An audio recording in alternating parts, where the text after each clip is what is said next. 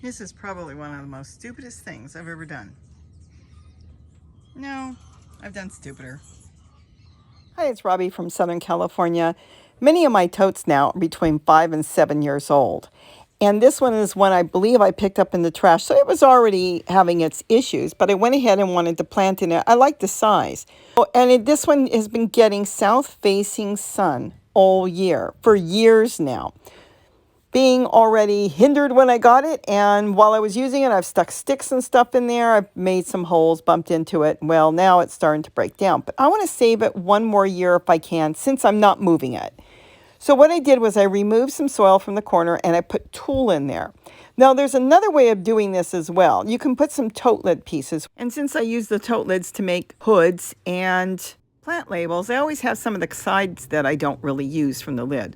Now, some of the tote lid pieces I don't use, like the corners from the lids, I'm going to use that here. And this will give it better support, just so it will hold the tulle in place and the soil in place. And I'm hoping, like I said, one more year. It's going to be on the inside, and I have to think about it when I do things, that I don't bump into it or put too much pressure on it. And you'll see here, what I'm going to do is tuck it in on the corner, and there's still a lip on the bottom of this tote. I'm going to push it in on the lip because the whole bottom didn't break out, just that one side. And right there, I'm going to push the tote lid pieces in there, and that will give it a little bit more stability and backfill it with soil. It'll hold as long as I don't go to move it. This tote cannot be moved. It is not movable. So I took all the stuff out I didn't need in there, and now I've just got the soil that was in there, and I sunk in a pitcher because now I'm going to have a place to compost. I don't want to dig a bunch of holes in there and put any more pressure on that tote. Now here's another one you saw on the other side, and all these, they've been sitting here for years, and they're fine. There's not a single one else that's broke. See, that one's exactly the same as the one I'm using, but the one I'm using, this one started to break down, and I believe it was kind of breaking when I used it many years ago. Now, totes are cheap. You know that. You can get them sometimes for $5. You can find them at thrift stores for $2. I heard Walmart and different places will sell them cheaper if there's no lids available. And if you went and bought a new one, they're going to cost you $6 or $7, and occasionally they still put them on sale. And keep in mind, any of these container gardenings, none of them last forever. Your wood breaks down if you have a wood raised bed. If you have a galvanized steel ones, they rust out eventually. The plastic ones that you buy, they break eventually too. And grow bags, they only last a few years. They too are made out of plastic, but they still will break down. So getting a 2, 3, 4 years, maybe 5 years out of a tote is good. I've got a couple that are now 7 years old. But I'm just going to set it up one more year. Why not? It's there, and it'll do the job I want it to do. Now, being in a delicate state, I'm not going to put a lot of pressure. I'm not going to put a squash in there. I'm going to do it a little differently. So I sunk in the pitcher there, and I've got that beautiful soil that's in there with earthworms and everything, and I think I'm going to layer it. This would make it where there's no pressure. I'm not digging. All I have to do is water the pots, and if it should fall apart, or I decide to change it out or change the whole deck, I can easily lift the pots out and then just get all that wonderful compost I made in there out, and I will be able to continue doing my gardening.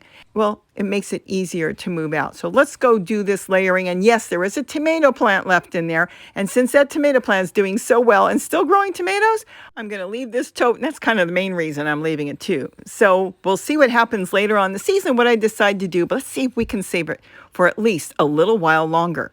So there it is. It's all set up now. I'm going to use a flower pot on top, probably a couple more flower pots. And I'm taking all the leaves that are off the garlic chives that are no good. And there was a sow thistle in there, weed. So I'm composting that. Remember, the weeds are wonderful to compost. Leaves, weeds, everything. And I'm kind of burying it. I'm trying to be gentle. I know I'm being cheap trying to save it, but I've got so many new gardens I'm setting up. I want to just keep this where it is until I can get to it later.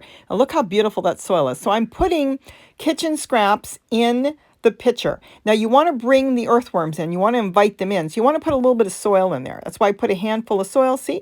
And that way, when they find it with all the holes in that pitcher, go back and watch the video, they will just go in there and they'll just munch on all that stuff. And remember, when they take all that food and break it down to beautiful compost, you remove that pitcher and you dump it in another container that you're growing in because it's just wonderful. But there I am just putting on the leaves. I don't have to bury it too deep, or mess around with it too much, because I'm actually going to take that large flower pot and I'm going to put it on top of those kitchen scraps. So this way the earthworms that are in there, see I just brushed a little soil there. Now, see what I did? The earthworms will come underneath the pot. They love being under pots. And now I'm just cleaning up the rest of the leaves that are left on this wonderful garlic chive plant. Now I'm probably going to get something else in there later. I'm not sure. But for now, I'm going to put a couple things in there. Now here you'll see the other smaller pot. That's got purslane, and what I decided to do around the purslane, around the pitcher, is to spot a little bit of lettuce in there. Now, lettuce, I normally put it in a dish pan or some sort of flower pot, and I put a hood over it that I make because I keep the insects and the birds and things out of it.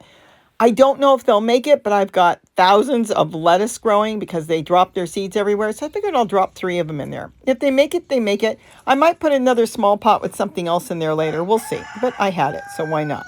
So I've got the purslane in a smaller pot, used as a layer, and there it is. Now it's all set up. All I have to do is water the purslane. See that pot? Water that one, water the larger one, and then you want to put some water here and there in the pitcher. This will keep everything moist. You don't have to overwater the whole thing. And I don't have to put too much pressure on that tote. And then you'll probably see on the other side, see that it's still growing tomatoes. We'll see how long that lasts. If it doesn't, I'll chop it out and compost the whole plant. We'll see what happens. I don't know if I disturbed the roots or not. Probably not. But if I did, no big deal. But look at that. Tomatoes in winter. But I'm going to get more compost in there underneath some of the pots when needed. Otherwise, I don't have to do anything as far as kitchen scraps, I should say, underneath. Now, I had this onion that grew in this one yogurt container, so I went ahead and moved that in there. Might as well layer the whole top up. And this way, the earthworms, microbes can live in the soil that's left in there. They can move in between all the different layered pots, and that's all there is to it. It is that easy to garden. You want to keep gardening easy. If you make it too much work, I guarantee you, you won't do it. Look, I can't get over tomatoes in the winter, but that is fabulous. There's nothing nicer. And remember, even the leaves that aren't doing the plant any good, take them off and you compost them. Yes, I compost tomato leaves all the time. Isn't that cool? And I'll probably end up changing that tote out later. So with that, have a wonderful day. And don't forget to eat what you grow. Bye-bye. That is really cool. One more year. Just give me one more year. So there it is set up. We'll see what happens. And of course, my helper needs some broccoli. She's waiting. She loves her broccoli. Yeah, I don't think there is much more, but that's it for, actually there's one more piece. Okay, let's get this as a little piece there. Really needs a good trimming. If I trim this broccoli, it would grow much bigger broccoli.